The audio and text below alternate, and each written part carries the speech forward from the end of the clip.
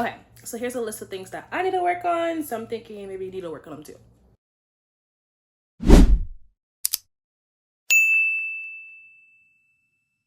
I really am trying to be like the best version of myself that I could be this year. Well, the remainder of the year, I haven't been putting in my all the whole year, which is going to correlate with one of my points, but I really just I'm just trying to focus on bettering myself. I graduate soon from college, and I'm going to be out there in the real world where there are real world consequences, which there are now, but we're kind of like in a bubble.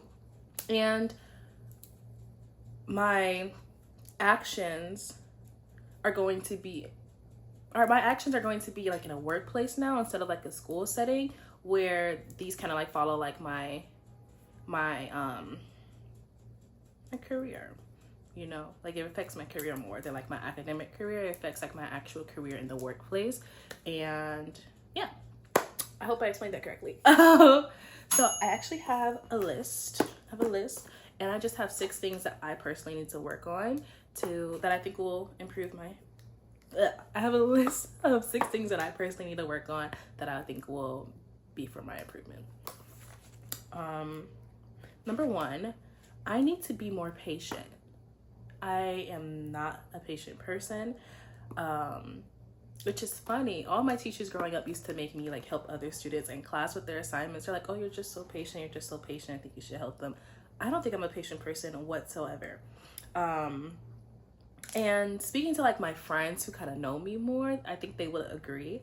But I find that I get like short sometimes and I snap off. I don't want to say snap off because it's not like, what are you doing? But it's like, I'm a little intolerant. And I think intolerance is good when it comes to like not tolerate things that like are against you or people who are against you. But I don't think it's good in the sense that like, if you want friends, if you want lasting people in your life, in lasting relationships, people are going to make mistakes and you have to be tolerant of those mistakes. I'm very much so a one and done type of person now, where it's like, I really don't like how you did that. I get a little cold, I get a little mean. Let's just remove you from the equation. Where it's like, give people the grace to make mistakes. Extend as much grace as you would want extended to yourself when you make mistakes. So that would be like my first thing. I just want to improve on that, and I think it would overall make me like a little bit kinder, you know. My second thing that I want to work on is being more consistent. And this is more like I guess it kind of goes with one of my other points, which I'll just say, going out of order. Being more consistent and finding new hobbies are my two things I need to work on.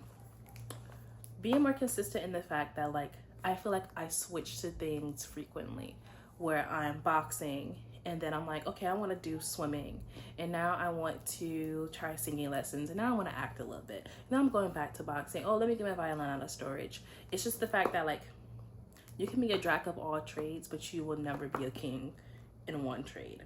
And to some, I feel like that's being a jack in all trades is enough, because a lot of people are even that in all trades. But I do want to get to the point where I'm more perfecting something and I'm good at, like, not just good at it, but like I have a talent in it instead of just dabbling in everything.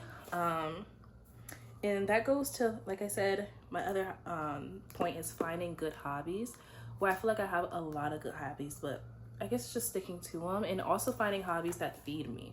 I used to love reading so much. I used to like, when I used to get in trouble, my mom would like take my books away from me instead of taking my phone away from me, because that's how much I loved reading. And now that I'm in school, I feel like I don't pursue it as much because I have to read for my academics. So I want to get back into reading because it's actually something that's like nourishing my mind and not just my body. Which goes on to another point. I'm kind of just like going with the flow and going out of order. Is to feed your body positivity. This means giving it the rest it needs, and also just literally feeding it correctly. I have horrible eating habits, and I gained so much weight within these past 2 years, and I just want it gone, honestly. I just want it off of me. And you hear all the advice they give you, oh, eat this and you'll feel better, eat this and you'll feel full. And I'm like, okay, whatever. it works. It works. Listen to those people. Like, I'm like, wow, I'm literally not hungry. While I have way more energy, while I'm not bloated today. It's just making those conscious decisions to do that, because I feel like there aren't any real world consequences for like our eating habits sometimes. Like, you feel a little sluggish, but I can still function even though I ate cookies all day, you know? Yeah. And then you see like the consequences of those actions when your jeans don't fit. That's a little later down the line. It doesn't happen all in one day. So I just need to learn how to make these decisions to serve the future me and not just like the present me. That goes with feeding my spirit with positivity as well. I really want to get back in church, and I'm trying. I've been looking. I've been searching. I'm going to a new church this weekend. I have faith in it. But just being around a group of positive minds, you know, yes, which I know it can be hard sometimes in church, because sometimes the older people in church are really negative.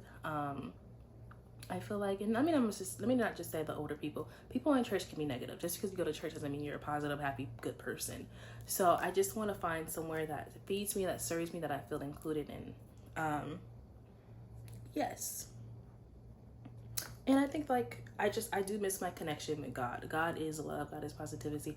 I want to foster that connection, because ultimately who you surround yourself with is who you become. I want to surround myself with God, not to become more loving, to become more kind, to become more positive.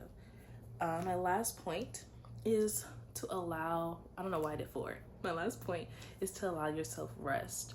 I really do believe that stress can kill you. Stress can, and I think as Black women, we're conditioned to just go, go, go, go.